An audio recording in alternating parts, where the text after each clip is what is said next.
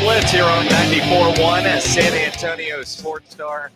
He's Joe Reinagel. I'm Jason Minix, live at a Blue Bonnet Bunk and Biscuit in Selma on I-35, just past the Honda Spot Hooters, basically across from Otama Park. Head north. It's a doggy daycare. It's a groomer. We got Santa Claus here taking pictures of Santa with your dog. You can bring your kids, get that picture taken with Santa. I know if RJ Ochoa were in San Antonio, he'd bring Bear over here in a heartbeat to get his picture with Santa Claus. RJ Ochoa from bloggingtheboys.com joining us on the Buyers Barricades guest line. RJ, have you ever gotten your dog's pictures with Santa Claus? Never done the dog, Bear or Honey, but actually today, I don't know Honey, but I know Bear. Yeah, I think I deserve a congratulations. Today, Cammy and I took our son, Roel, to Santa, and he's 3, but this was the first year that he smiled. We actually got that done. It's a big accomplishment, so we can. What does that have to do with you? Well, no, but what I'm impressed with, your son is 3 years old and has done something that Greg Shelton at more than 3 has never actually done. Yeah, I mean, some people are fast learners, you know what I mean? And some people only take 1,000 days. That's what 3 years is. And so there were no dogs there, but if I had actually, I don't know that I would take Bear. I think Bear would, that'd be a mess. But I'm glad some people have dogs that can handle Santa Claus. Every dog we've seen has actually been pretty good except for one, and that was because he was more interested in the treats. It's impressive. Was his name Joe Reinagel? Well, that's RJ. I would love to give you and your wife all the credit, but I think you're taking some credit away from your son. I think he deserves the credit for smiling. I don't think y'all had anything to do with it. I actually think the person behind the camera deserves the credit for treating him like a dog and having a squeaky toy. You know what I mean? And just kind of doing that. Everything kind of came full circle in that sense. Nice. It's such a good time in life because, the Cowboys suck. So you got to find other reasons to make you smile. I mean, dude, they've won 3 of their last 4. You know what I mean? If I had told you both that when you got back from Army Navy that the Cowboys would have won 3 of their last 4, you would have thought like, hey, they're in the thick of the playoff race. I mean, you can sit here and you can squabble, Joe, about how it's the Panthers and whatever, but a week ago, that Panthers team took the Eagles 10 rounds. I mean, that Panthers team was kind of hot. And so I'm in no way suggesting that this Cowboys team is good, but I am suggesting that this Cowboys team is willing to go 10 rounds themselves. And I think that we thought way less of them, 6 weeks ago. So in a bare minimum sort of way, I'm impressed. Well, I'm going to surprise the hell out of you, RJ. I love the way they're playing football. They haven't given up. They haven't thrown in the towel. They're playing hard for Mike McCarthy, and I think that's good. And I'm at a loss, and I'll be honest with you. 6 weeks ago, I would have thought there's no way Mike McCarthy's coming back. I look at it now, and I'm thinking, well, he just might be. It does feel a little bit like when you get past the point of no return for dinner and you're like, well, it's too late to order anything and it's too late to go out. Like, we'll just throw stuff together. Like, what's in the freezer type of thing. Like, we kind of just got to make food to eat because Bill Belichick's off the board. Ben Johnson is probably not going to want anything to do with this circus. And the team is playing really hard. Mike McCarthy. Oh, and, they went 12-5 3 years in a row, 1,000 days, as we defined a moment ago. I mean, there's legitimacy, to bringing him back. It is difficult to sell, but, there are worse ideas despite people suggesting there aren't. RJ, as you think about the future head coach of the Cowboys, whether it's Mike McCarthy or not, and we've talked about it, I don't know outside of Deion Sanders if there's anybody out there that would excite the fan base. And quite frankly, if Jerry Jones is making a hire to excite the fan base, it's time for him to just hand the reins over to somebody else. Like, for example, Joe and I did a pre-interview for Jerry, if you will, even though Jerry doesn't know that, with Ron Rivera Friday at the Army-Navy game. And the nice guy wants to get back into coaching. We know Jerry likes somebody with head coaching experience. That doesn't excite the fan base. Mike Vrabel might, but then you go with who is the OC. Kellen Moore, maybe, but he doesn't have that head coaching experience. And, quite frankly, Mike McCarthy in the offense, Dak Prescott seems to want Mike McCarthy. And everything that Jerry has said lately seems to be pointing in that direction, assuming Mike McCarthy even wants to keep the job since he essentially is going to be a free agent. Maybe he doesn't want to stay. I'm more concerned about what Jerry said this week about Mike Zimmer and high grades for that defense, because this has been Mike Nolan level of what the crap are we watching? There's a lot there, first of all.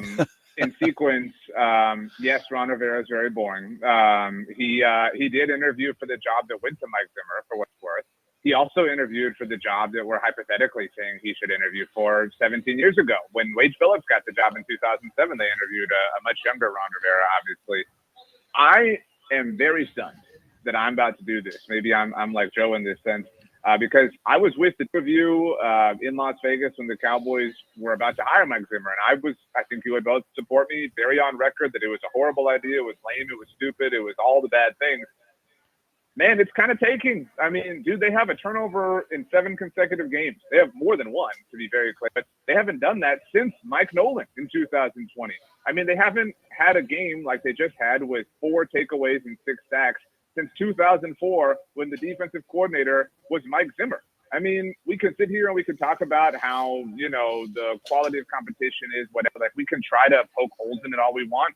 I do think there is something legitimate to his philosophy taking time to, sort of root. I will definitely not give the Cowboys the benefit of the injury bug that they're trying to really push nationally and locally in a lot of ways right now. Like, what they did was very, very, very stupid, and it predictably blew up in their face. And just because players got hurt on top of it all, it doesn't change that it was very, very stupid. But I think that Mike Zimmer has earned his place as well. If he wants to come back as DC with Mike McCarthy, I've heard worse ideas.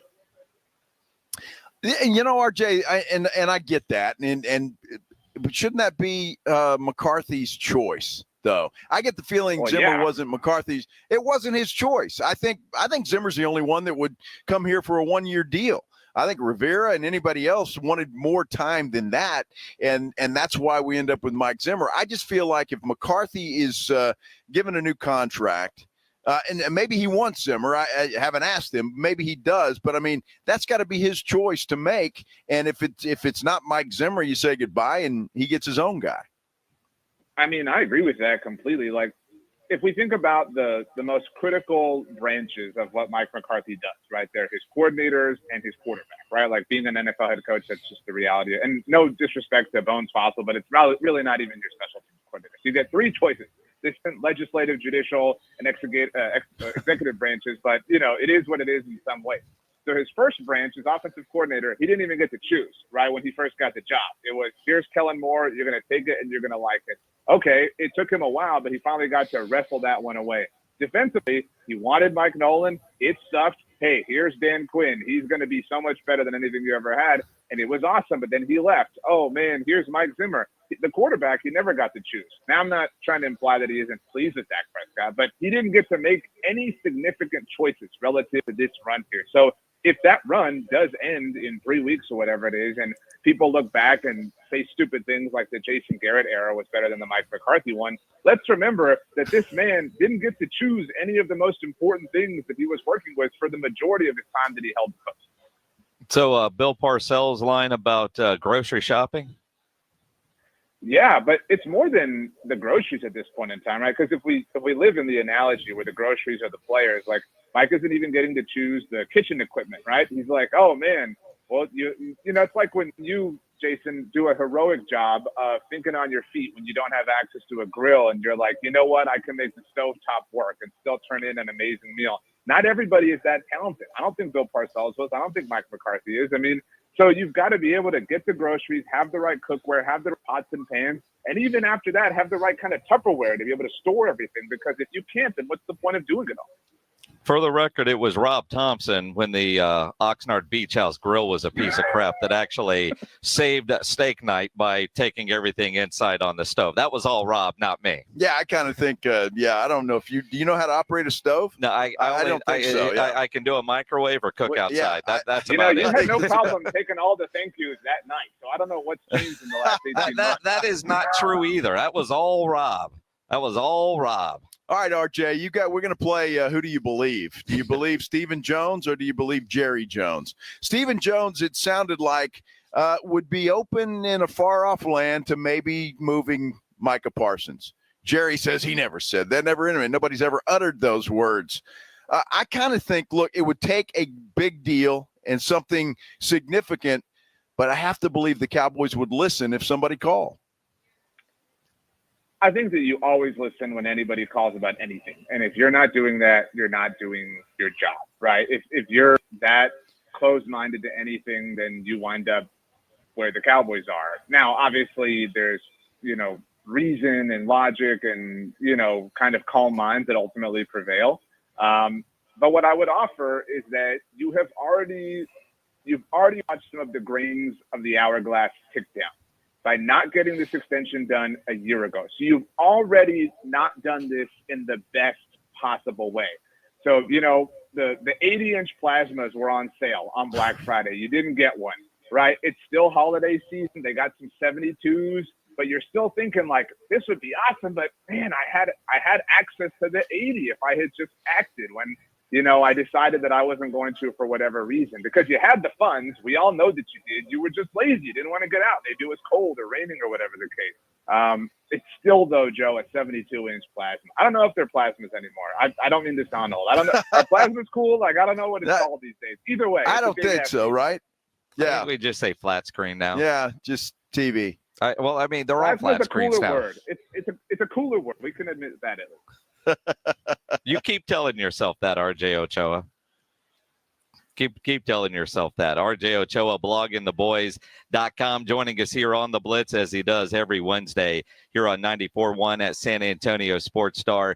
The Cowboys mathematically still alive, playing good football. They are underdogs against Carolina, and they go in and kick their ass. A big reason for that is the running game, the running of Rico Dowdle. Is he done enough, do you think, to become RB1, or in your mind, do the Cowboys still need to go find a running back in the offseason? This is the pendulum swinging back, right? Like we as Cowboys fans can't help but jump on one end of the spectrum when the right spot is in the middle here. Rico Dowdle has done an incredible job and should have absolutely been treated like a starting running back on this team much earlier than the coaching staff or the front office was willing to believe, for whatever reason, legitimate or born out of nepotism, that you want to believe. But that being said, in no world do you have to commit to this. You want to bring him back? Sure, by all means. But you need a stable of running backs at this point in time. And Rico is proof that, I don't mean this disrespectfully to him, but you can find a mildly talented player and turn him into a viable superstar on the ground.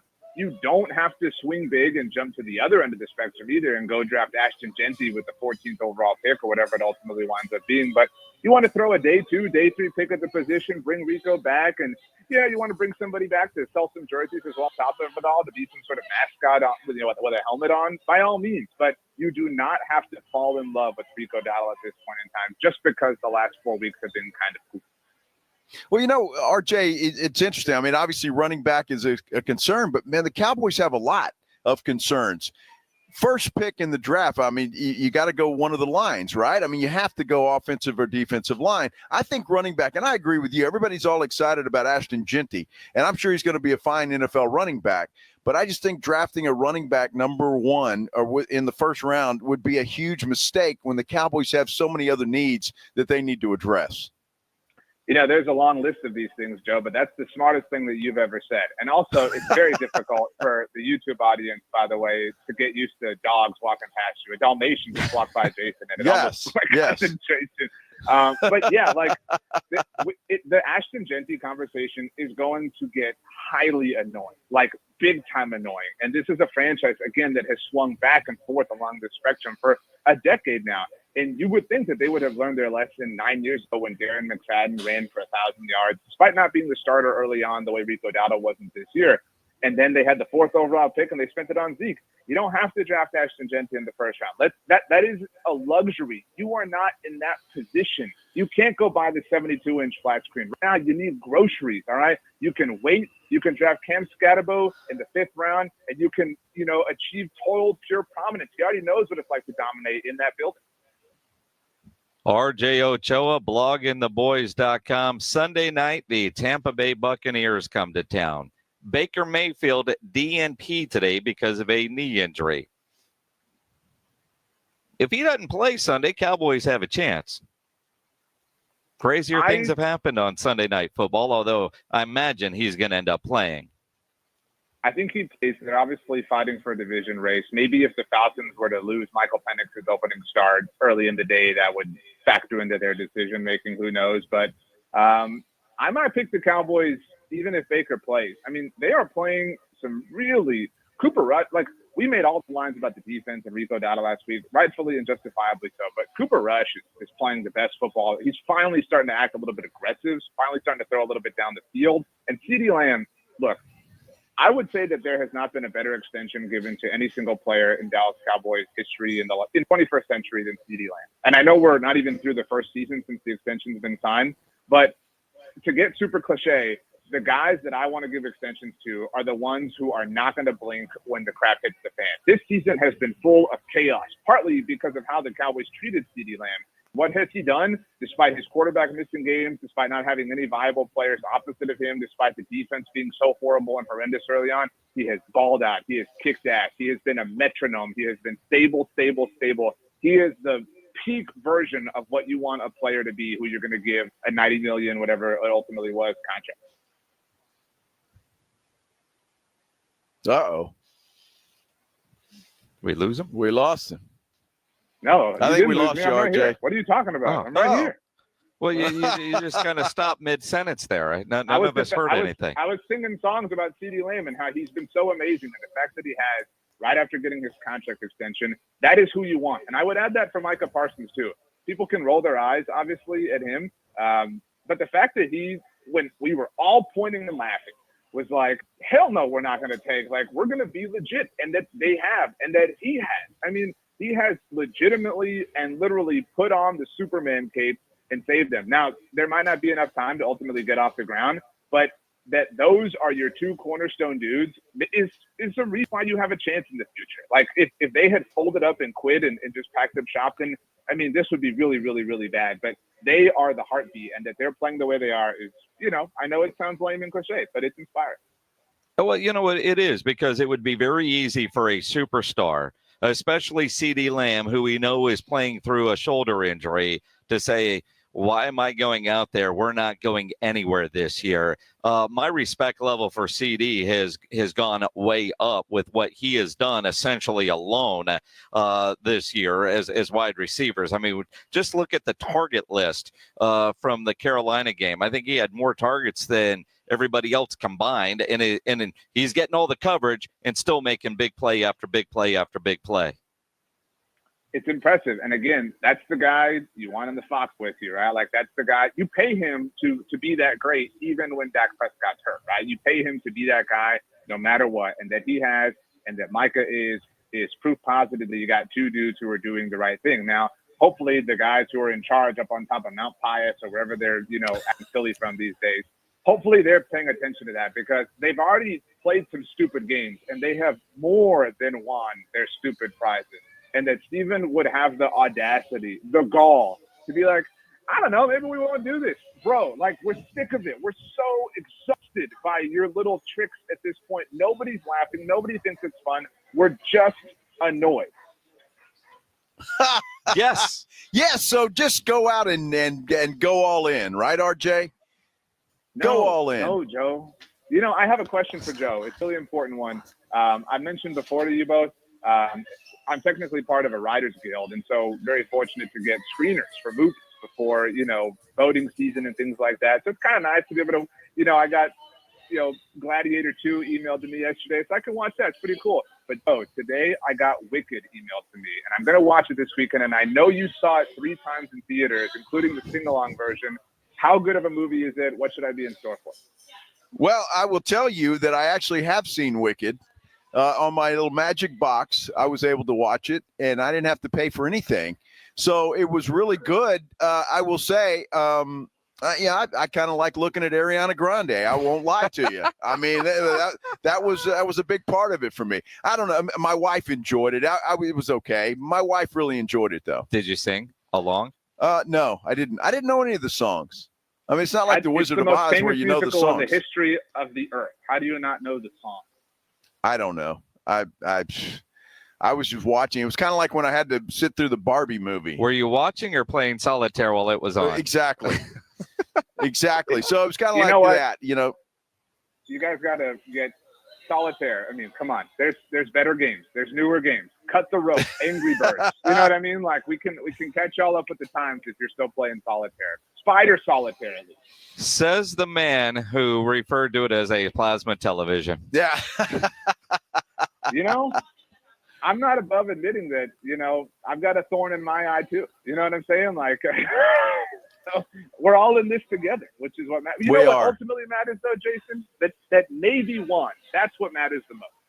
31-13, Navy sang second, big underdogs, and they kicked ass in the most watched Army-Navy game, I think, of all time by a lot.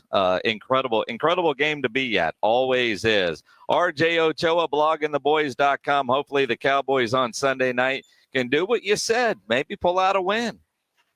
That's the plan. That's the goal. It's the last game before Christmas, so if they lose, they'll ruin it, and it's on them. Merry Christmas, RJ, to you and your family. Merry Appreciate Christmas, you, man. RJ. Appreciate it. RJ Ochoa.